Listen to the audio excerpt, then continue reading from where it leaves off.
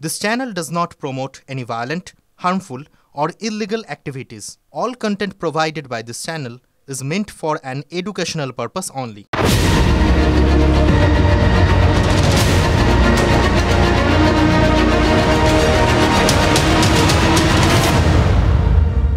চমকে গেলেন তো?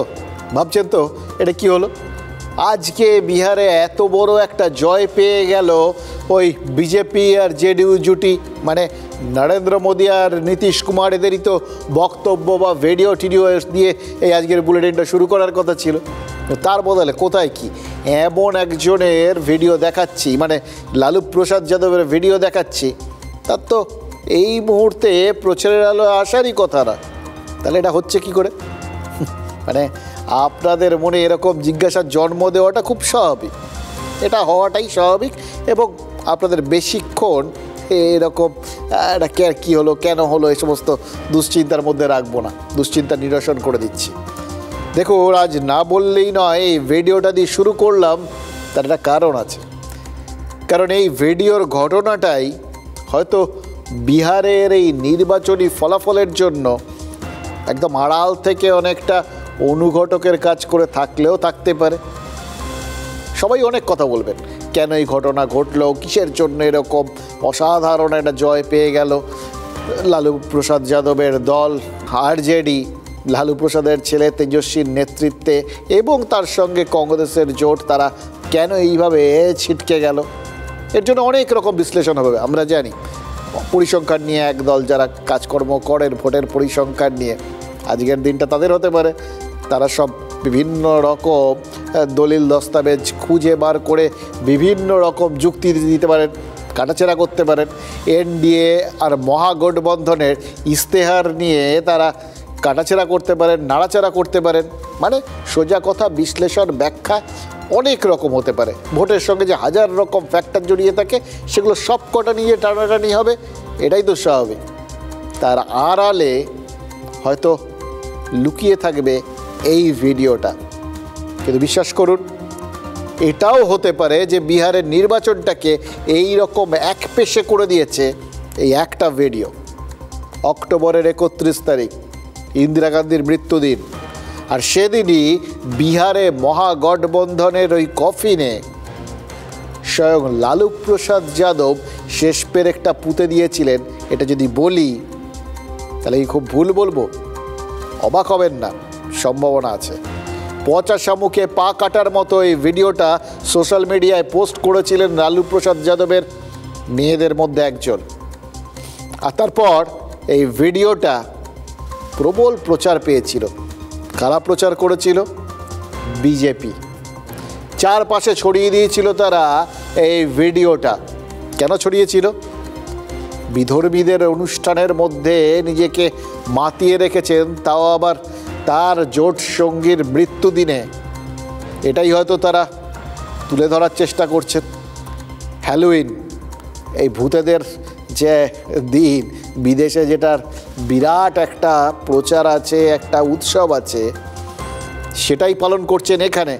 পালন করলেও হয়তো, শুধু পালন করলেও হয়তো অতটা প্রচার পেত না। কিন্তু দিনক্ষণটা খেয়াল করুন, ইন্দিরা গান্ধীর মৃত্যুর দিনে ইন্দিরা গান্ধী, কংগ্রেস, তারা তার জোট সঙ্গী, মহাগঠবন্ধন, কোনো অনুভূতিই নেই। এবার যারা নিজেদের সম্পর্কে এতটা অনুভূতিহীন, তারা তাদের রাজ্যের মানুষের সম্পর্কে কি করে সঠিক অনুভূতি দেখাবেন? এই প্রচারটা যে সঠিকভাবে বিজেপি করতে পেরেছিল, তার ফল তো দেখতে পাচ্ছেন। ইন্দিরার মৃত্যুদিনে যে প্রচারটা শুরু হয়েছিল, তা পূর্ণতা পেল কবে? নেহেরু জয়ন্তীতে এসে। এই 14ই নভেম্বর জাতীয় শিশু দিবসে বিহারের ওই বিরোধী রাজনীতিটাকে যে একদম শিশুসুলভ দেখাচ্ছে, এর পেছনে সব থেকে বড় ভূমিকা হয়তো এই ভিডিওটারই। इस मंच के माध्यम से पुनः श्री आडवाणी जी से अपील करना चाहता हूं, अपनी यात्रा को स्थगित कर दें, स्थगित करके वो दिल्ली वापस चले जाएं। देश हित में अगर इंसान ही नहीं रहेगा, इंसान नहीं रहेगा, तो मंदिर में घंटी कौन बजाएगा या कौन बजाएगा? जब इंसानियत पर खतरा हो, इंसान नहीं रहेगा, तो मस्जिद में इबादत कौन देने जाएगा? দুর্নীতি আর জঙ্গল রাজের অভিযোগ যতই উঠুক, লালু প্রসাদ যাদবকে কর্ণের কবচ কুণ্ডলের মতো আগলে রেখেছিল তার একটা পরিচয়।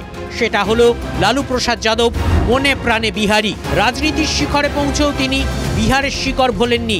বিহারবাসী ও আরজেডি সমর্থকদের সেই ধারণাই ধাক্কা খেল 31শে অক্টোবর, যেদিন লালু প্রসাদ যাদবের এক কন্যা নাতি নাতনিদের সঙ্গে তাঁর হ্যালোউইন উদযাপনের ভিডিও সোশ্যাল মিডিয়ায় পোস্ট করে দিলেন।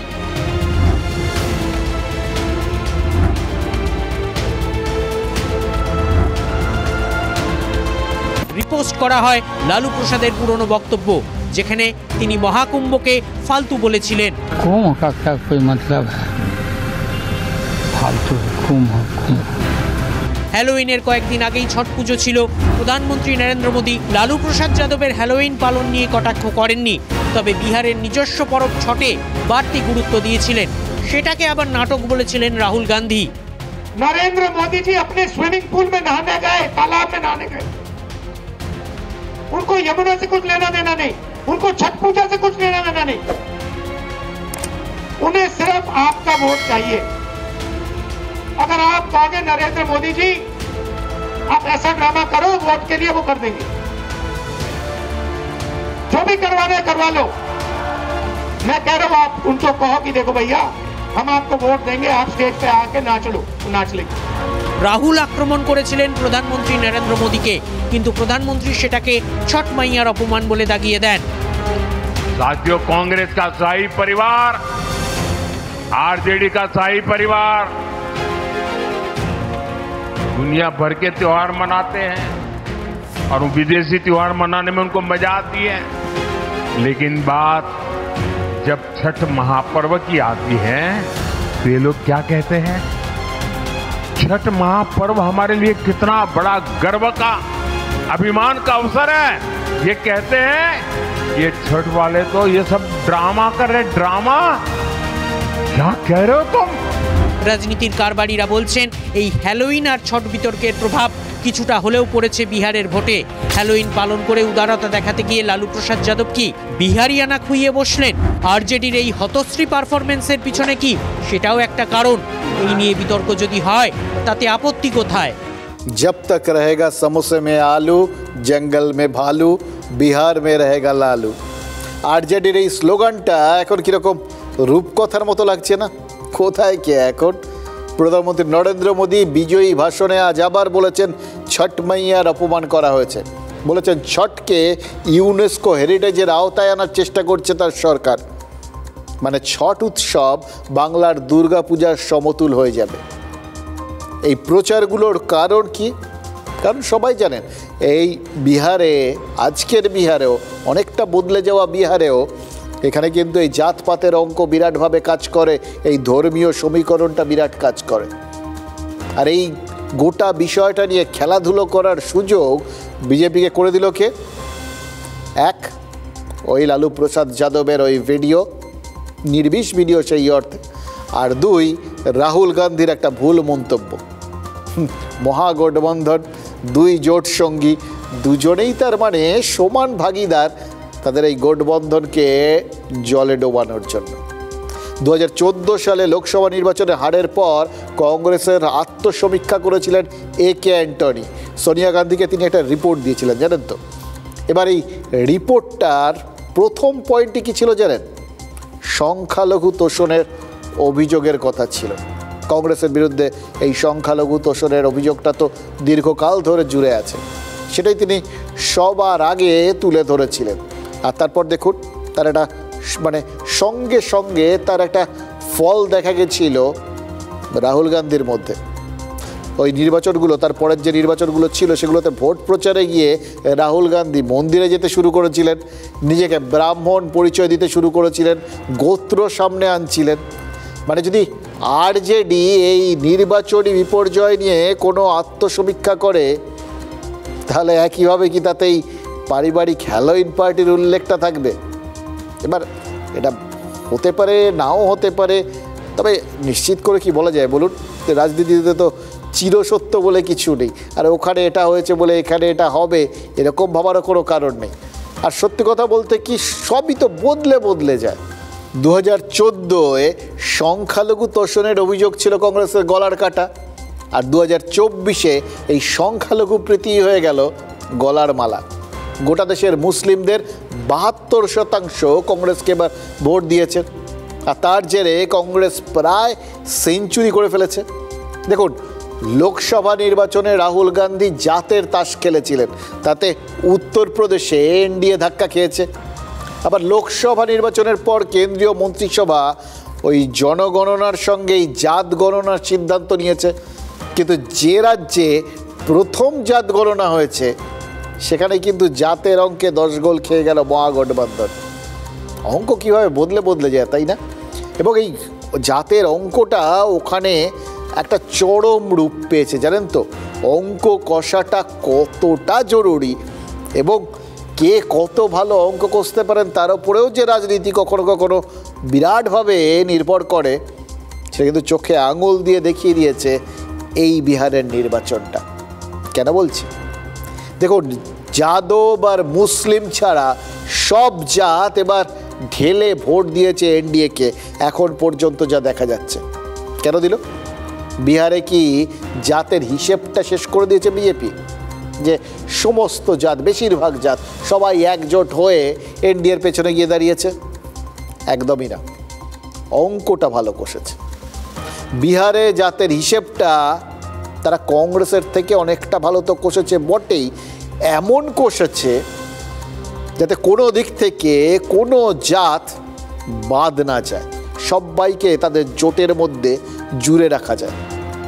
দেখুন, যাদব, মুসলিম আর নিষাদ ছাড়া সব জাতের ভোট যে তারা পেয়েছে, সব জাতের ভোট যে এনডিএতে জমা হয়েছে, এবং সবথেকে বড় কথা এর মধ্যে সবাই যে খুব একে অপরের সঙ্গে বিরাট ভালো সম্পর্কযুক্ত তা নয়, কিন্তু তা সত্ত্বেও এক জাতের ভোট যে আরেক জাতে ট্রান্সফার করাতে পেরেছে বিজেপি, মানে কোনো একটা জায়গায় যদি সেই কোনো একটি জাতের হয়তো প্রাধান্য রয়েছে, কিন্তু যাকে প্রার্থী করা হয়েছে তিনি অন্য জাতের, তৎসত্ত্বেও তিনি যে ওই ভোটগুলো পেয়ে গেছেন, এই ভোট ট্রান্সফার করানোটা কিন্তু কম কথা না। 2016 সালে এবার খেয়াল করে দেখুন বাংলায় কী হয়েছিল, বাম কংগ্রেস জোট হয়েছিল, কিন্তু তারপর কি শোনা গেছিল? বামেরা কংগ্রেসকে ভোট দিয়েছে, কংগ্রেস প্রার্থীকে ভোট দিয়েছে কারণ তারা রেজিমেন্টেড পার্টি, কিন্তু কংগ্রেসি ভোটাররা তারা বামেদের ভোট দেয়নি। অর্থাৎ জোট গঠনের মূল জায়গাটাই বা মূল উদ্দেশ্যটাই সাধিত হয়নি, তাই জোটের কোনো সুফলও কেউ পায়নি। কিন্তু বিহারে সেটাই হলো, সেটাই করে দেখিয়ে দিল এনডিএ। বিহারের সব জায়গায় এনডিএর মধ্যে মসৃণভাবে ভোট ট্রান্সফার হয়েছে, মানে কেউ অন্তর্ঘাত করেনি। আর অন্যদিকে দেখুন, মহাগঠবন্ধনে যাদব আর মুসলিম ছাড়া কোনো ভোট ব্যাঙ্কই ছিল না, কাউকে তারা জুটতেই পারেনি গোটা ব্যাপারটার মধ্যে। দেখুন, তারা মহাগঠবন্ধনে ভিআইপি পার্টিকে সামিল করেছিল। এবার এদের নিষাদ বা মৎস্যজীবী ভোট ছিল, কিন্তু সেটা বেশ সামান্য। তা সত্ত্বেও হয়তো সেই জন্যে সেই ভোটগুলোও যাতে বেহাত না হয়ে যায়, সেই জন্য রাহুল গান্ধী বেগুসরাইয়ে গিয়ে জলে ঝাঁপ মেরেছিলেন। ফল কী হয়েছে? কোনো ফলই হয়নি। বেগুসরাইতেও বিজেপি প্রার্থী জিতে গেছে। তার মধ্যে আবার দেখুন, মুসলিম মহিলাদের ভোটটা কেটেছে জেডিইউ, আর যাদব মহিলাদের ভোটটা কেটেছে বিজেপি। কারণ মুখ্যমন্ত্রী রোজগার যোজনার প্রথম কিস্তি 10,000 টাকা 1,84,00,000 মহিলার অ্যাকাউন্টে ঢুকে গেছে। এবার একটা জিনিস খেয়াল করে দেখুন, এমনিতে তো ভোটের বাজারে, আমাদের দেশে ভোটের বাজারে এই অনুদান দুর্দান্ত কাজ করে। আর এখানে যে রাজ্যটায় মানুষের মাথা পিছু বার্ষিক আয় বছরে 6,000 টাকাও নয়, সেখানে ভোটের আগে এই 10,000 টাকা হাতে পেয়ে যাওয়া, অ্যাকাউন্টে ঢুকে যাওয়া, এর মানে বুঝতে পারছেন? মহাগঠবন্ধনের নেতারা বলেছিলেন যে টাকাটা নিয়ে নিন, কিন্তু ভোটটা দেবেন না। কিন্তু মুশকিল হচ্ছে, এই গরিব মানুষ আর রাজনৈতিক নেতা, এদের চিন্তাভাবনা তো এক খাতে বয় না। রাজনৈতিক নেতারা তারা ভোটের সময় আমাদের থেকে ভোট নেন, তারপর আমাদের ভুলে যেতে পারেন, কিন্তু গরিব মানুষ তারা বেঈমান নন, তারা টাকা নিয়ে বেঈমানি করেন না। আর দ্বিতীয় কারণ হচ্ছে এই টাকাটা অনুদান হিসেবেও দেওয়া হয়নি, দেওয়া হয়েছিল আরও শক্তিশালী মাধ্যম হিসেবে। এই টাকাটা দেওয়া হয়েছিল অগ্রিম হিসেবে। বিহারে এনডিএ জিতলে ব্যবসা করতে 2 লক্ষ টাকা পর্যন্ত সহজ কিস্তিতে ঋণ দেওয়া হবে, এটা আগের থেকেই ঘোষণা করে দেওয়া হয়েছিল। এবং এটা যে শুধু ফাঁকা বুলি নয়, এটা আসলে তারই অগ্রিম, মানে নিশ্চয়তা। তার মানে ভোট দিলে আরও 1,90,000 টাকা পাওয়ার নিশ্চিত হাতছানি। বলুন তো, সাধারণ মানুষের পক্ষে সম্ভব এই হাতছানিগুলোকে উপেক্ষা করা? যার জবাবে তেজস্বী যাদব চেষ্টা করেছিলেন একটু লড়তে, পরিবার পিছু একজনকে সরকারি চাকরি দেওয়ার একটা আশ্বাস দিয়েছিলেন, কিন্তু তার সঙ্গে সঙ্গে এককালীন 30,000 টাকার প্রস্তাবও দিয়েছিলেন। এবার এই বিষয়টার ওপরেই যদি তারা ফোকাস করতেন, তাহলেও তারা হয়তো খানিকটা হলে লড়াইয়ে থাকতে পারতেন। কিন্তু মুশকিল হচ্ছে মহাগঠবন্ধন, মহা ব্যাপারটা যেখানে আছে সেখানে সব মহা নেতারা তাদের নিজেদের মতো করে বিভিন্ন বক্তব্য রাখবেন, এটাই তো স্বাভাবিক।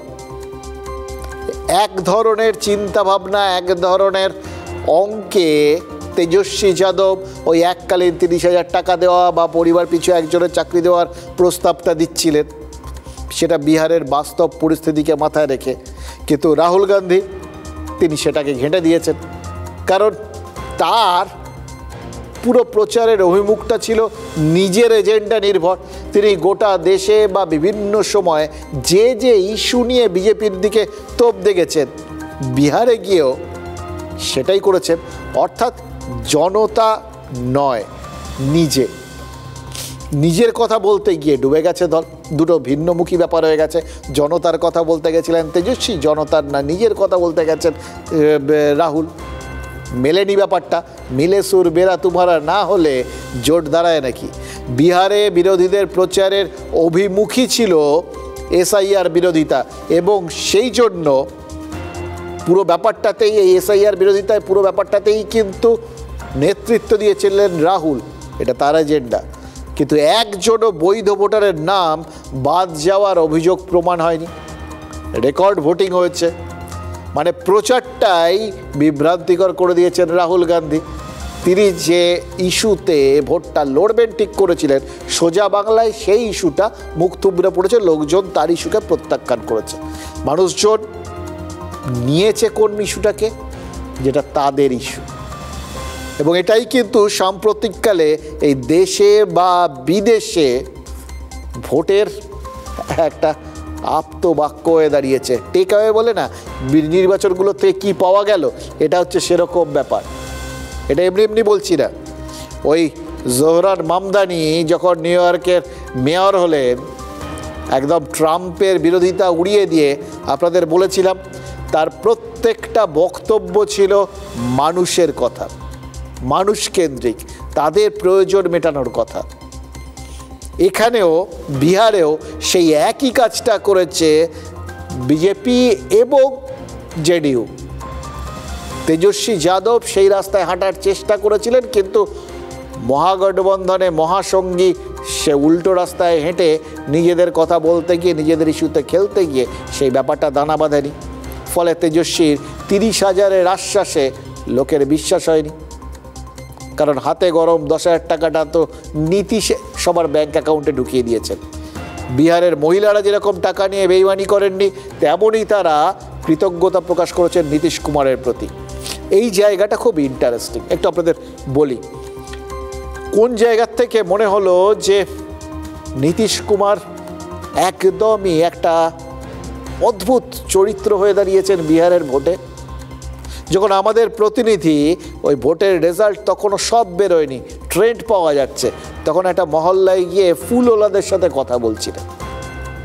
অসম্ভব সুন্দর সুন্দর কয়েকটা কথা বলেছেন ওই প্রান্তিক মানুষগুলো, এবং তার মধ্যে থেকেই পরিষ্কার ঠিক কী কারণে এই ভোটটা এইভাবে জিতল জেডিইউ এবং বিজেপি। এবং একই সঙ্গে এখানে অঙ্কটা কতটা সঠিকভাবে বিজেপি কষেছে সেটাও প্রমাণ হয়ে গেল। ওই ফুলওয়ালা কি বলছিলেন জানেন? বলছিলেন, দেখুন আমাদের এখানে সমস্ত কিছু বদলে দিয়েছেন নীতিশ কুমার। বদলে যে দিয়েছেন সেটা আপনারা জানেন, যে বাহুবলী নির্ভর ভোট, যে গণ্ডগোলের ভোট, যেখানে সাধারণ মানুষ ভোট দিতে পারবেন না এটাই নিয়ম ছিল, সে বিষয়টাই কমপ্লিটলি বদলে গেছে। ওখানে বাহুবলীদের আর সেই বাহু ঘুরিয়ে ভোট নিয়ন্ত্রণ করতে দেখা যায় না। সবাই ভোট দেন, এখন নিশ্চিন্তে ভোট দেন, শান্তিপূর্ণ ভোট হয়, যেটা আজকাল আমরা ভাবতে পারি না। এর কৃতিত্ব নীতিশ কুমারের। ওখানে মানুষজন আজকাল পড়াশুনো করতে যায়। আজকে সর্বভারতীয় পরীক্ষাগুলোতে বিহার থেকে একের পর এক ছেলে মেয়ে র্যাঙ্ক করে, ওই IAS IPS এর পরীক্ষায় বিহার থেকে ঝাঁকে ঝাঁকে ছেলে মেয়ে কোয়ালিফাই করে। এর কৃতিত্ব নীতিশ কুমারের।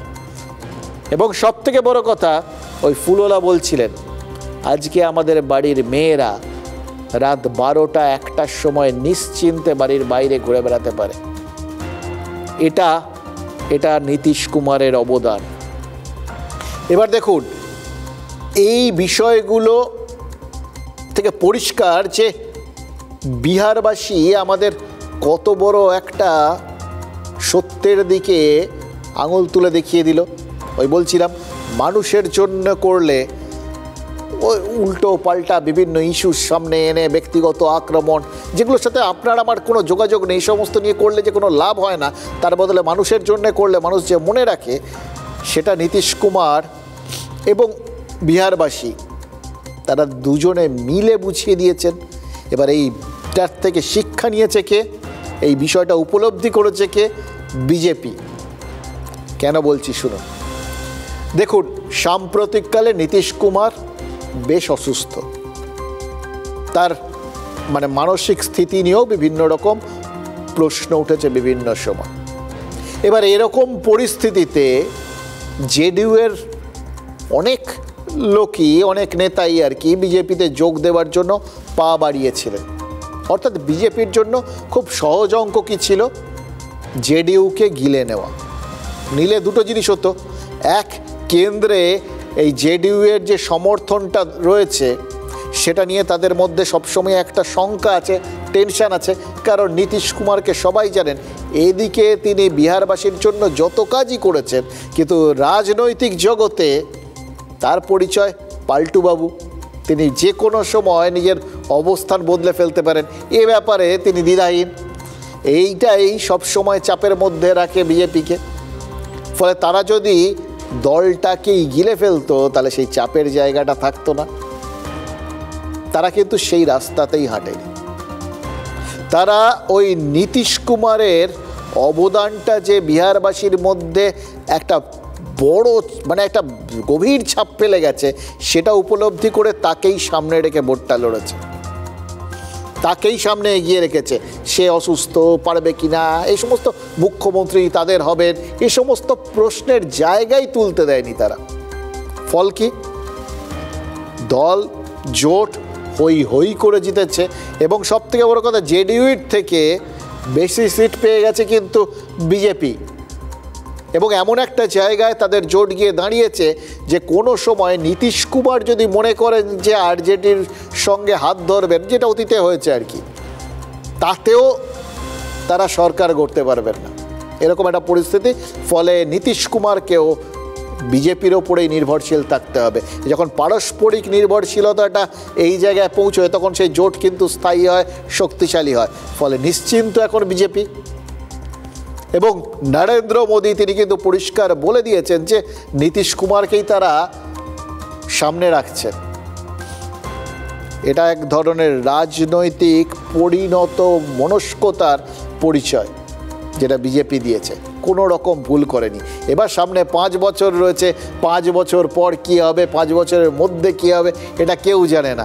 অনেকেরই আপনাদের মনে পড়তে পারে যে মহারাষ্ট্রে কি হয়েছে, কিভাবে ওই একনাথ শিন্ডের নাম শুনছেন আজকাল, যাকে ছেড়ে দিন, ওখানে কে এখন মুখ্যমন্ত্রী সেটা আপনারা খুব ভালো করেই জানেন আর কি। ফডনভিস সামনে চলে এসছেন, আস্তে আস্তে অন্তরালে চলে গেছেন একনাথ শিন্ডে, এগুলো আমরা দেখে নিয়েছি। অথচ তিনি একটা সময় হিরো ছিলেন, কুশীলব ছিলেন। ফলে রাজনীতিতে কোনো কিছুই স্ট্যাটিক নয়, কোনো কিছুই চিরসত্য নয়, কালকে কি হবে আমরা জানি না। কিন্তু এর মধ্যে দিয়ে এমন একটা সেন্টিমেন্টের জায়গায় বিজেপি ওখানকার সাধারণ মানুষের মনকে ছুঁয়ে ফেললো, যেটা কিন্তু ভবিষ্যতে তাদের ডিভিডেন্ড দেবে। সেটা কি জানেন? সেই শিক্ষাটা ওই যে সাধারণ মানুষগুলোর কাছে আমাদের প্রতিনিধি গেছিল, তাদের কাছ থেকেই পেয়েছি। এই নীতিশ কুমারের এই যে শারীরিক অসুস্থতা, অসুস্থতা, এই সমস্ত নিয়ে প্রশ্ন উঠছিল, সেটা নিয়ে তারা কি বলেছেন জানেন? বাড়ির বয়স্ক মানুষদের আমরা কি বুড়ো হলে ফেলে দিই? আমরা কি ভুলে যাই যে তারা কিভাবে আমাদের মানুষ করেছেন? মুখ্যমন্ত্রী বুড়ো হয়েছেন, তা বলে তাকে ফেলে দেব কেন? हाँ, बहुत काम किए हैं, जैसे कि हम लोग के लिए काम धंधा में बरकत किए हैं। अच्छा। और पैसा कौड़ी के लेकर के हर जगह पे होता है थोड़ा थोड़ा कि ये कहीं पे रास्ता चलने के लिए हम लोग के लिए बहुत अच्छा कर दिए हैं। जिस तरह से लड़की लोग खुलेआम चल रहा है, हाँ? उस तरह से हम बोल रहे हैं। अच्छा। कि पहले के समय में लड़की लोग रूम के अंदर रहता था, डरे निकलता नहीं था। अच्छा। और अब के समय में लड़की लोग हिम्मत से निकल रहा है और डट के भी लड़ाई कर रहा है, डट के सामना भी कर रहा है उसके साथ। नई सरकार जो अभी है, हाँ? वो सरकार में तो बहुत कुछ किए हैं। लालू के राज में गुंडा राज हो गया था, हाँ? इनके राज में अभी कुछ ठंडा है। अच्छा। ठीक है, हाँ? और गरीब को देख रहे हैं, अच्छा। कुछ कर रहे हैं। बच्चों के पढ़ाई पे ध्यान दिया है, महिलाओं पे ध्यान दिया गया है, बहुत कुछ किए हैं। स्टूडेंट क्रेडिट कार्ड लाए हैं। अच्छा। और मतलब स्कॉलरशिप भी देते हैं, बस बहुत कुछ देते हैं। काम किया है ना नीतीश कुमार, बीजेपी लोग मिल के काम किए हैं। सर पटना में चाहे ऑल ओवर गांव देहात में भी काम किए हैं, अच्छे से काम किए हैं। पहले से ज़्यादा कॉलेज भी खुला है, यूनिवर्सिटी भी खुला है, चाहे हम लोग अब मेडिकल कॉलेज की बात करें या किसी भी चीज़ की। মানে মানুষের জন্য কাজ করাটাই শেষ কথা। এগুলো ছোট ছোট অনেক চারপাশে উদাহরণ ছড়িয়ে আছে, বুঝলেন তো? এগুলো আমাদের নেতারা কবে যে সবে শিক্ষা নেবেন, এটাই শুধু আমরা আশায় আশায় বসে থাকি। আশায় আশায় বসে থাকে আপনার আমার মন, কবে তাদের মাথায় এই বিষয়টা ঢুকবে আর কি, তাহলে আমাদের কিছু লাভ ঠাভ হয়। আজকে অদ্ভুত একটা মানে এরকম টুকরো টুকরো দৃশ্যকল্প আজকে অনেকগুলো তৈরি হয়েছে, বহু শিক্ষা পাচ্ছিলাম আজকে। আজকে উত্তরীয় ঘোরাতে ঘোরাতে দিল্লিতে বিজেপির সদর দপ্তরে ঢুকছিলেন প্রধানমন্ত্রী নরেন্দ্র মোদী। দেখে মনে হচ্ছিল ওই ন্যাট ওয়েস্ট ট্রফি জেতার পর সৌরভ গাঙ্গুলি তার সেই জার্সিটা ঘোরাচ্ছেন আর কি, একদম মনে হচ্ছিল। 2014 জেতার পর এরকম সেলিব্রেশন কিন্তু তাকে করতে দেখা যায়নি।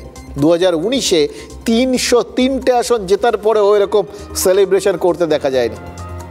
বুঝতে পারছেন কতটা তাকে উৎসাহিত করেছে এই জয়টা? এবং সবথেকে তাৎপর্যপূর্ণ হচ্ছে নীতিশ কুমারকে আজ সারাদিন দেখা যায়নি। যাকে সামনে রেখে ইন্ডিয়া জিতলো জয়ের দিন, সেই নীতিশ কোথায় গেলেন? এইটাই হচ্ছে সব থেকে বড় বললাম না, রাজনৈতিক পরিণত মনস্কতা অঙ্ক কোথায় মানে কত চরম জায়গায় গেলে এরকমভাবে অঙ্কটা মেলানো যায়, সেটা কিন্তু এই বিহার ইলেকশনটা তার উদাহরণ হয়ে রইল। ভাবুন তো, নীতিশ কুমারকে সামনে রেখে জয়, তিনি নেই। জয়ের সেলিব্রেশন কোথায় হচ্ছে? দিল্লিতে বিজেপির সদর দপ্তরে। সেলিব্রেশন কে করছেন? প্রধানমন্ত্রী নরেন্দ্র মোদী। এবার বলতেই পারে যে এটা কি খুব অন্যায্য? বিহারে সব থেকে বড় দল এখন বিজেপি, 101টা আসনে প্রার্থী দিয়ে 90টাতে জিতেছে, মানে মোটামুটি 90% সাফল্যের হার। এটা তো বিরাট ব্যাপার, অস্বীকার করার কোনো জায়গা নেই।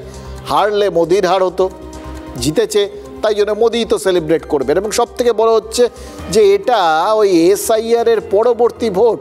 এই SIR নিয়ে কত রকম প্রশ্ন উঠেছে, কত আঘাত এসছে, এবং সব কিছুর লক্ষ্য ছিল প্রধানমন্ত্রী। ফলে হতেই পারে তার ভেতরে একটা চাপা টেনশন ছিল, সেই টেনশনটা যে কেটে গেল তারই বহিঃপ্রকাশ ওই চাদর ঘোরাতে ঘোরাতে ঢোকা। কিন্তু প্রশ্ন সেটা না, ধরে নিচ্ছি তিনি যা করেছেন ঠিক করেছেন। প্রশ্ন হচ্ছে নীতিশ কুমার কোথায় গেলেন? তেজস্বী বারবার অভিযোগ করেছেন নীতিশ কুমারকে মুখোশ করে দাঁড় করিয়ে রেখেছে বিজেপি, তাকে মুখ্যমন্ত্রী করা হবে না। প্রথম কথা, সেটা নিয়ে তার অভিযোগ থাকা বা না থাকায় কিচ্ছু এসে যায় না। বিজেপি রাজনীতিতে স্ট্র্যাটেজিক্যালি যেটা করার সেটা করেছে এবং তাদের অঙ্ক কষাটা যে সঠিক এই ফলাফল বুঝিয়ে দিচ্ছে। এবং দ্বিতীয়ত নীতিশ কুমারকেই খুব সম্ভবত মুখ্যমন্ত্রী হিসেবে শপথ নিতে দেখা যাবে। এবার কতদিনের জন্য, তার হাতে কত ক্ষমতা থাকবে, তিনি কতটা নিয়ন্ত্রণ করতে পারবেন, কতদিন তাকে এবং তার দল জেডিইউকে অক্ষত রেখে দেবে বিজেপি, এগুলো পরের প্রশ্ন। আপাতত তো থাকছে। ঠিক যেভাবে প্রায় নিশ্চিহ্ন হয়ে যেতে বসা চিরাগ পাসওয়ানের এলজেপিকেও ঠেকনা দিয়ে দাঁড় করিয়ে রেখেছিল এবার ভোটের সময় বিজেপি। পাসওয়ান ভোটের অঙ্ক মিলিয়ে সেই এলজেপি বিজেপিকে জিতিয়ে দিয়েছে সব জায়গায়। বললাম না, বিভিন্ন জাতিগোষ্ঠীকে এক একটা অঙ্কে এবার কিন্তু ওই তাদের পেছনে দাঁড় করিয়ে দিয়েছিল বিজেপি, এটা মানতে হবে। রামবিলাস পুত্র চিরাগ পাসওয়ান বিজেপিতে যদি যোগ দিতেন তাহলে কিন্তু পাসওয়ান ভোটের অঙ্কটা ঘেঁটে যেত। তাকে যোগ না দিয়ে তাকে তার দল শুদ্ধ রেখে দেওয়া হয়েছে, ইনট্যাক্ট রাখা হয়েছে, কিন্তু গোষ্ঠীর মধ্যে, জোটের মধ্যে নিয়ে নেওয়া হয়েছে। আবার একই সঙ্গে নীতিশ কুমারকে মুখ্যমন্ত্রী রেখে দেওয়ার যে সিদ্ধান্ত, সেটা অন্ধ্রপ্রদেশে চন্দ্রবাবু নাইডুকে আশ্বস্ত করবে যে তার রাজ্যেও মাথা গলাবে না বিজেপি এবং তারা জোট ধর্ম পালন করার ক্ষেত্রে অনেক বেশি ন্যায়নিষ্ঠ, নীতিনিষ্ঠ। এবার দক্ষিণের অনেক দলকে জোটে সামিল করার জন্য বিজেপির এই যে ভোট ম্যানেজাররা, তারা এবার বিহারের নজির দেবেন, বোঝাবেন দেখো আমরা জোট কিভাবে করি, জোটের প্রতি আমরা কতটা, প্রত্যেক সঙ্গীর প্রতি কতটা শ্রদ্ধাশীল। মানে এক জায়গার জল কত জায়গায় কিভাবে গড়িয়ে যায় সেটা বুঝতে পারছেন। দেখুন, পশ্চিমবঙ্গে বাম সরকার টিকে ছিল প্রায় 3.5 দশক। সিপিএম কিন্তু এর মধ্যে বেশ কয়েকবার চাইলেই জোট থেকে বেরিয়ে একক সরকার গঠনের পথে হাঁটতে পারত, কিন্তু সেই পথে জ্যোতি বসু বা বুদ্ধদেব ভট্টাচার্য বা প্রমোদ দাশগুপ্ত কেউ কখনো হাঁটেননি এবং সেটাই সম্ভবত জোটকে স্থায়ী করেছিল। মোদি এই স্থায়িত্বের বার্তাটা শুধু দিলেন না, স্থায়িত্বের নিশ্চয়তাও নিয়ে নিলেন সবার থেকে। बिहार में जहां इतनी बड़ी जनसंख्या ग्रामीण हिस्सों में बसती है, हम वहां इतनी बड़ी संख्या में जीत कर आए हैं। भाजपा की एनडीए की सरकारों को 20-20 साल बाद भी अगर जनता फिर से चुन रही है तो ये देश में pro people, pro governance, pro development राजनीति की स्थापना है। এবার দেখুন, এই বিহারের ভোটের তাৎপর্য আরও একটা জায়গায় রয়েছে। ওই বলছিলাম এসআইআর পরবর্তী ভোটটা এখানেই হলো। এসআইআর নিয়ে কী কেলেঙ্কারি হচ্ছিল, কত রকম অভিযোগ, সেগুলো তো আপনারা দেখছিলেন। এবং যখন প্রাথমিকভাবে 65 লক্ষ নাম বাদ গেল বিহারে, তখন সেটা নিয়ে হয়তো ওখানে হইচইটা সেইভাবে হতে গিয়েও হয়নি, রাহুল গান্ধী চেষ্টা করা সত্ত্বেও হয়নি, কিন্তু একটা অস্বস্তি তো চারপাশে ছড়াতে শুরু করেছিল। তারপর 18 লক্ষ নাম ফেরত আসে, আবার নতুন করে ঢোকে, এগুলো সব হয়েছে আর কি। ফলে সবারই এইটা একটা বড় নজর ছিল যে এসআইআর কি প্রভাব ফেলবে এই ভোটের মধ্যে। এখানে কয়েকটা জিনিস একটু পরিষ্কার করে বলার দরকার। দেখুন, ক্ষমতায় কারা ছিল? এই জেডিইউ আর বিজেপি। এবার এসআইআরে কোন ভোটগুলো বাদ গেছে? মূলত যারা মারা গেছেন সেই মৃত ভোটারদের নাম, যাদের দুটো জায়গায় নাম রয়েছে তাদের, যারা রাজ্য ছেড়ে চলে গেছেন তাদের।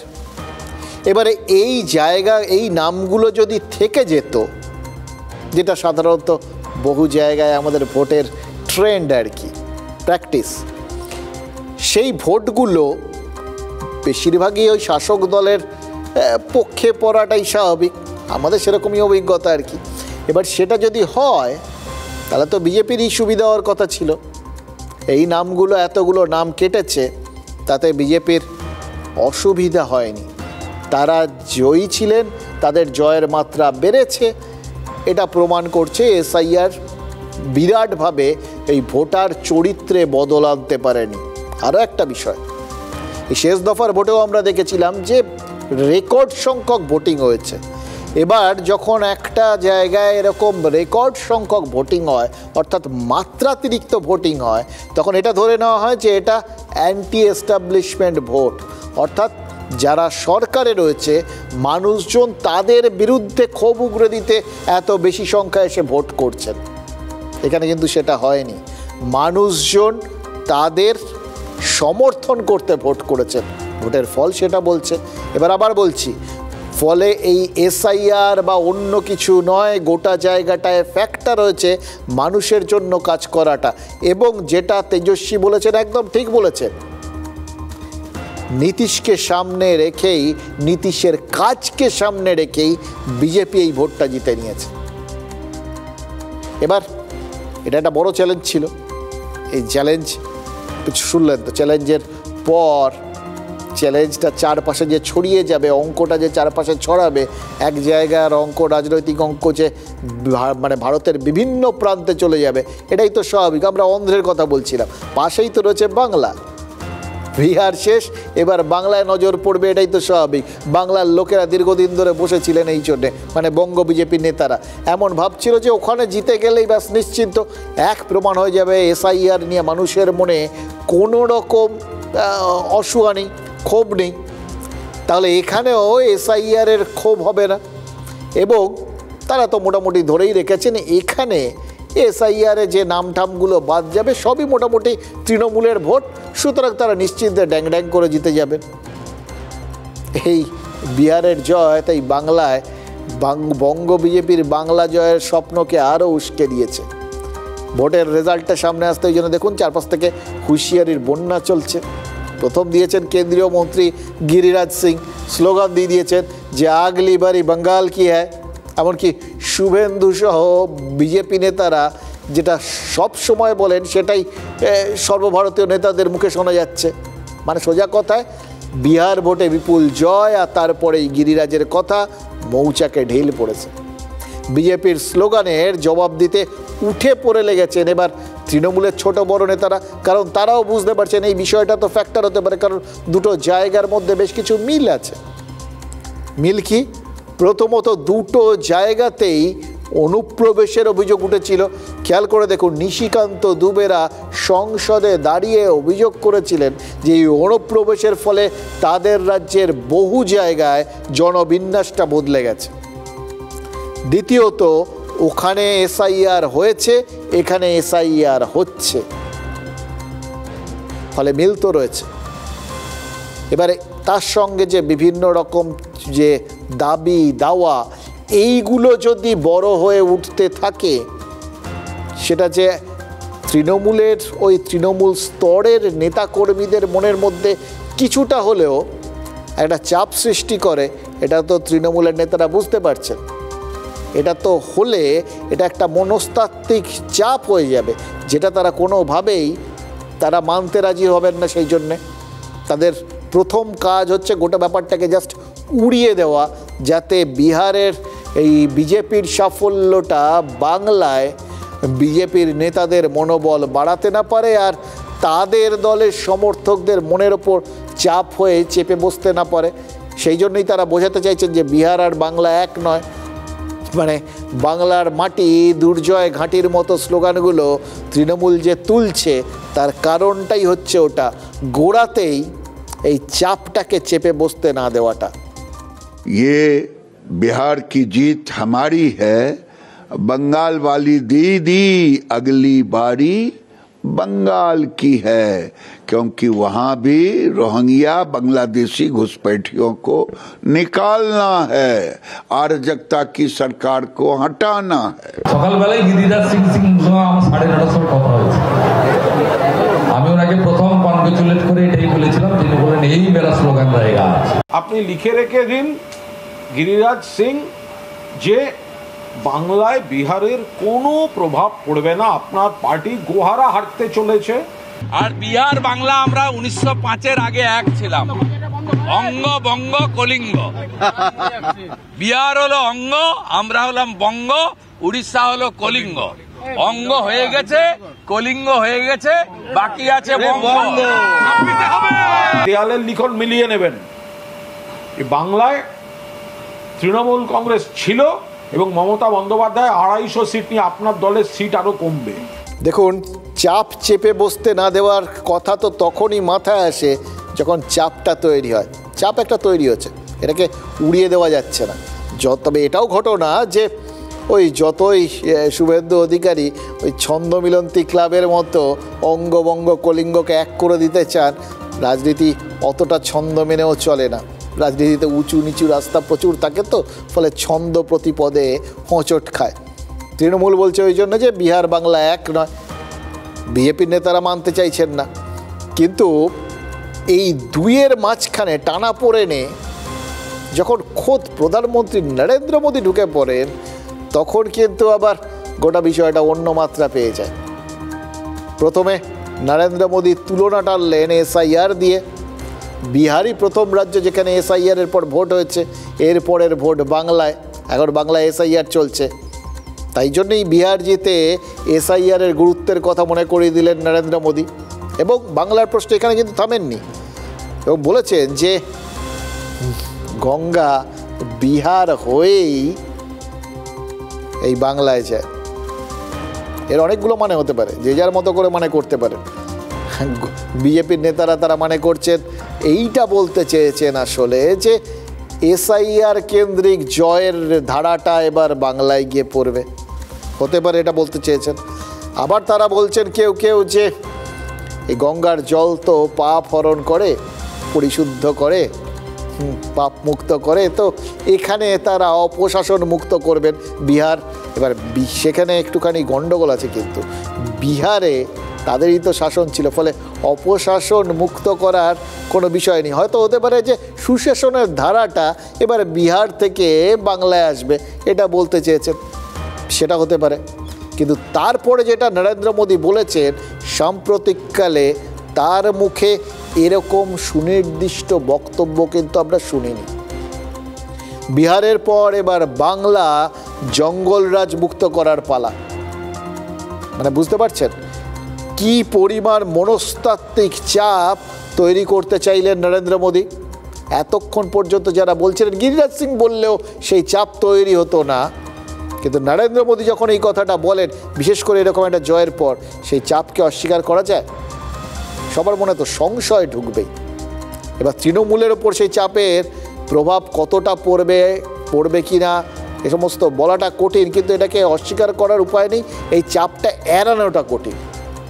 এ রাজ্যের শাসক দল তাই জন্য সেটা বুঝতে পারছে, এবং সেই জন্য তারা কি করছে জানেন, চাপটা নিজেদের ওপর না নিয়ে তারা বাংলার ভোটারদের ওপর ট্রান্সফার করে দিতে চাইছে। বলে না, টেনশন লেনে কা নেই দেনে কা হ্যায়, একদম সেই স্ট্র্যাটেজিতে যাচ্ছে তৃণমূল। তারা এটা কিভাবে করেছে সেটা তাদের ওই সোশ্যাল মিডিয়া হ্যান্ডেলে একটা পোস্ট করা, AI দিয়ে তৈরি করা একটা ভিডিও সামনে আসার পরেই কিন্তু পরিষ্কার হয়ে গেছে। ভিডিওটার নাম কি, যদি ওরা আসে। এই ভিডিওটা তৃণমূলের অফিসিয়াল X স্যান্ডেল থেকে প্রকাশ করা হয়েছে। মানে দেখানো হয়েছে, এটা ভিডিওটার উপজীব্য একটাই, সোজা বাংলায় বিজেপি ক্ষমতায় এলে বাংলায় কি কি সর্বনাশ হবে এটা বুঝিয়ে দেওয়া সাধারণ মানুষকে। AI animation video. এটাতে তৃণমূল তাদের মতো করে যা যা বোঝানোর সেগুলো বোঝাতে চেয়েছে, যে বিজেপি এলে নাগরিকদের স্বাধীনতা প্রশ্নের মুখে পড়বে, পুজোর প্ল্যানে নজরদারি চলবে, বোনের সঙ্গে রাস্তায় বেরোলেও বিজেপি প্রশ্ন তুলবে, ভালোবাসা অপরাধ হিসেবে গণ্য হবে, যা যা হয় আর কি। যে বিষয়গুলো তারা মনে করে যে বিজেপি ক্ষমতায় এলে একটা স্বৈর শাসন, তার একটা জুজু চারপাশে ছড়িয়ে পড়বে, সেইটাই তারা তুলে ধরেছে আর কি। কিন্তু মুশকিল হচ্ছে একটা জায়গাতেই, এই ভিডিওয় তৃণমূলের বক্তব্যকে মিথ্যাচার বলে দাবি করেছেন বিজেপি নেতারা, এটা খুব স্বাভাবিক, তাদের বিরুদ্ধে ওটা অভিযোগ তারা আর মানবেন কেন। কিন্তু আমরা অন্য কথা ভাবছি জানেন তো, ওরা যদি আসে এই কথা বললে তৃণমূল কি ভেতরে ভেতরে নিজেদের ওই চাপটা নিয়ে ফেলছে? মানে কারোর যদি আসার কোনো সম্ভাবনা নাই থাকে, কেউ যদি কারোর আসার সম্ভাবনা নাই দেখে, তাহলে সে কি ওরা যদি আসে বলে সেই সম্ভাবনাটা এমনি এমনি জাগিয়ে তুলবে, এইটাই বুঝতে পারছি না। চাপটা সরাতে গিয়ে বা চাপ নিজের ওপর থেকে মানুষের ওপর দিতে গিয়ে চাপটাই তৈরি করে ফেললো না তো তৃণমূল। गंगा जी यहाँ बिहार से बहते हुए ही बंगाल तक पहुंचती है। बिहार ने बंगाल में भाजपा की विजय का रास्ता भी बना दिया है। मैं बंगाल के भाइयों बहनों को भी आश्वस्त करता हूं, अब भाजपा आपके साथ मिलकर पश्चिम बंगाल से भी जंगल राज को उखाड़ फेंकेगी। বাংলায় জঙ্গল রাজ নেই, জঙ্গল রাজ ছিল বাম জমানায়। নরেন্দ্র মোদী রাজনৈতিক উদ্দেশ্য প্রণোদিত কথা বলছেন, কিন্তু তার সরকারি দপ্তরের রিপোর্টগুলো দেখিয়ে দেয় বাংলা নিরাপদতম, আর জঙ্গল রাজ হচ্ছে উন্নাও, হাতরাস, প্রয়াগরাজ। মিথ্যাচার মমতা ব্যানার্জি আপনি শুরু করেছেন, দেখলেন তো আজকে রাহুল গান্ধীর কি হলো, আজকে তেজস্বী যাদবের কি হলো, তারপরেও লজ্জা নিয়ে আপনাদের মিথ্যাচার করছেন, মানুষকে ভুল বোঝাচ্ছেন। কেন যদি করে আসে, মানে আজকের দিনটা এরকম একটা ভিডিও, তার কারণ ওরা যদি একটা ন্যারেটিভ তৈরি করতে চায় তাহলে তার কাউন্টার ন্যারেটিভটাও তো অল ইন্ডিয়া তৃণমূল কংগ্রেস মানুষকে বলে দেবে, সেই জন্য। এবার এই যে মানে আমরা বারবার যেগুলো বলি না, মামদানির থেকে যা যা বলছি না, যে মানুষ কেন্দ্রিক কথাবার্তা, সেগুলো যে মানুষের মনের মধ্যে কাজ করে এটা সব সময় সবাই তো মনে করেন না। ওই জন্য আলোচনাগুলো চারপাশে কীরকম ছড়িয়ে যায়, ওই নিজেদের ইস্যুতে লোকজন তারা রাজনৈতিক দলগুলো তারা খেলতে চায় আর কি। এবার সেই ইস্যু যে মানুষ প্রত্যাখ্যান করে বা বিশেষ ভূমিকা তাদের ওপর যে করতে পারে না, তৈরি করতে পারে না, এটা তো পরিষ্কার বিশেষ প্রভাব ফেলতে পারে না, এটা আমরা দেখেছি। কিন্তু যাই হোক, তাদের নিজেদের ভাবনা চিন্তা তাদের মতো করে চলবে। রাজনৈতিক নেতাদের ভাবনা চিন্তা আপনারা বদলাতে পারবেন না, ঠেকে সবসময় যে শিখবেন তাও নয়। আমরা ওই জন্য অন্য যে বিষয়গুলো যেগুলো আমাদের মনে হচ্ছে এই ভোটের ক্ষেত্রে, বাংলার ভোটের ক্ষেত্রেও প্রভাব ফেলতে পারে, সেগুলোকে এক এক করে তুলে ধরছি। কয়েকটা বিষয় আপনাদের দেখিয়েছি। আরেকটা জিনিস খুব নজর কেড়েছে জানেন তো, একটা দলের ভূমিকা, ওখানে আরও কতগুলো টুকরো টুকরো দলের ভূমিকা যারা ভোটগুলো জুড়ে ছিল, সেটা আমাদের নজর কেড়েছে, যার জেরে এনডিএ এতটা সাফল্য পেয়েছে। আর এবার নজর কেড়েছে আরেকটা দল যারা ভোট কেটেছে এবং তাতেও এনডিএর সাফল্যের রাস্তা খুলেছে। আমি আসাদুদ্দিন ওয়াইসির MIM এর কথা বলছি। উত্তর বিহারের সীমান্ত অঞ্চলের অধিকাংশ সিটি জিতে নিয়েছে আসাদুদ্দিনের এই দল। মানে এবার ভাবুন তো, এই দলটাকে কিন্তু আমরা সাম্প্রতিককালে বাংলাতে বিভিন্ন ভোটে আমরা দেখেছি প্রার্থী দিতে, সেরকম সুবিধা করতে পারেনি, কিন্তু প্রত্যেকবারই আলোচনার কেন্দ্রবিন্দুতে ছিল এই দলটা, যে এই দলটা এসে দাঁড়িয়েছে মানে এদের মূল লক্ষ্য হচ্ছে তৃণমূলের যে নিশ্চিত ভোট ব্যাংক, মুসলিম ভোট ব্যাংক, সেখানে ভাঙন ধরানো, ভোট কাটাকাটি করা। এবারে ওরা বিহারে যে পরিমাণ সাফল্য পেলেন, তারপর তারা ঠিক করেছেন আমাদের রাজ্যে এবারের ভোটে অর্থাৎ 26-এর ভোটে যত বেশি সংখ্যক আসনে পারলে সব আসনে প্রার্থী দেবেন। সব আসনে তো দেবেন না, যে সমস্ত জায়গায় মুসলিম প্রধান যে আসনগুলো আছে সেগুলোতেই দেবেন, এটা নিশ্চিত। এবার মুসলিম প্রধান যে আসনগুলো সেগুলো সবই তৃণমূলের দিকে গেছে। এবার সেখানে তারা প্রার্থী দেবেন মানে সেখানে ভোট কাটবেন, মানে মালদার থেকে উত্তর দিনাজপুর ও শিলিগুড়ির দিকে যেতে বিহার ঘেঁষা যে আসনগুলো আছে সেগুলোতে, মানে ওপাশে যেগুলো আছে বিহারে যেগুলো আছে সেগুলোতে নিজেদের জোর তো দেখিয়ে দিয়েছে MIM। ফলে এই পাশে মানে যখন বাংলায় আসবেন 26-এর ভোটে, সেখানেও যে একদম সেটা কার্যকরী হবে না এটা তো বলা যাবে না। ওখানে যেরকম সংখ্যালঘু ভোটে ভাগ বসিয়ে আমরা বলছিলাম, সংখ্যালঘু ভোটটা কিন্তু RJD আর কংগ্রেসের দিকেই ছিল, কিন্তু সেখানে MIM ভাগ বসিয়ে সেই ভোটের মধ্যে কাটাকাটি করে দিয়ে তারা কিন্তু বেশ কিছু আসনে RJD কংগ্রেসকে মানে মহাগঠবন্ধনকে হারিয়ে দিয়েছে। এখানেও যদি সেইটা তারা করতে পারে তাহলে কিন্তু অনেক সমীকরণই গুলিয়ে যেতে পারে। বিহারের বিধান মোদী নীতিশেই। মগধের মসনদে এনডিএর পঞ্চপাণ্ডব। তীরের বেগে বড় হচ্ছে পদ্মবন। বিহার তাই বাহারি। অতীতের একটার পর একটা রেকর্ড গুড়িয়ে দেওয়া মগধভূমে আলাদা করে চোখে পড়ছে সীমাঞ্চলের সমীকরণ। আরও ভালো করে বললে বাংলার ঘাড়ে নিঃশ্বাস ফেলা আসনগুলোর ফল। বাংলা লাগোয়া বিহারের 9টা আসনের 5টাতেই মিমের দাপট। তবে কি বিহারের উৎসাহে 26-এর মহাযুদ্ধে বাংলায় আরও ঝাঁপাবে আসাদুদ্দিন ওয়েসির দল? বিহারের কিষানগঞ্জ, কাটিহার ও পূর্ণিয়া জেলার পাশেই আমাদের উত্তর দিনাজপুর ও মালদা। বাংলার এই দুই জেলার একদম পাশে কিষানগঞ্জ, কোসাধামন, আমৌর, বৈশি, বাহাদুরগঞ্জ, ঠাকুরগঞ্জ, বলরামপুর, প্রাণপুর ও মণিহারি বিধানসভা। এই 9টা আসনের মধ্যে 5টাতেই একতরফা জয় মিমের। 2টো কংগ্রেস, একটা বিজেপি এবং একটা চিরাগ পাসওয়ানের দলের দখলে। বিহারের পূবে আর ভোট কাটুয়া নয়, নিজেদের শক্তি হিসেবেই কি প্রতিষ্ঠা করেছে মিম? এই প্রেক্ষাপটে অনেকেরই প্রশ্ন, তবে কি বিহার ঘেঁষা উত্তর দিনাজপুর, মালদায় সক্রিয়তা আরও বাড়াবে তারা? সংখ্যালঘু প্রধান মুর্শিদাবাদেও নতুন করে কি ঘুঁটি সাজাবে মিম? মুর্শিদাবাদে মুসলিম ভোট প্রায় 65%, মালদায় 51% এবং উত্তর দিনাজপুরে 42%। আর বিহারের ঠিক পাশেই বাংলার যে আসনগুলো রয়েছে, হরিশ্চন্দ্রপুরে 72%, গোয়ালপুকুরে 70% এবং করণদিঘিতে 50% মুসলিম ভোট রয়েছে।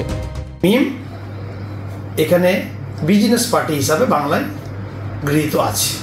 সুতরাং বিজনেস পার্টিকে ব্যবসা করার জন্য কেউ একটি মুসলিমরা ভোট ব্যাংক ভাগ করবে না। মিম তো নিজে স্টেটে খুব ভালো একটা ভোট করতে পারেনি।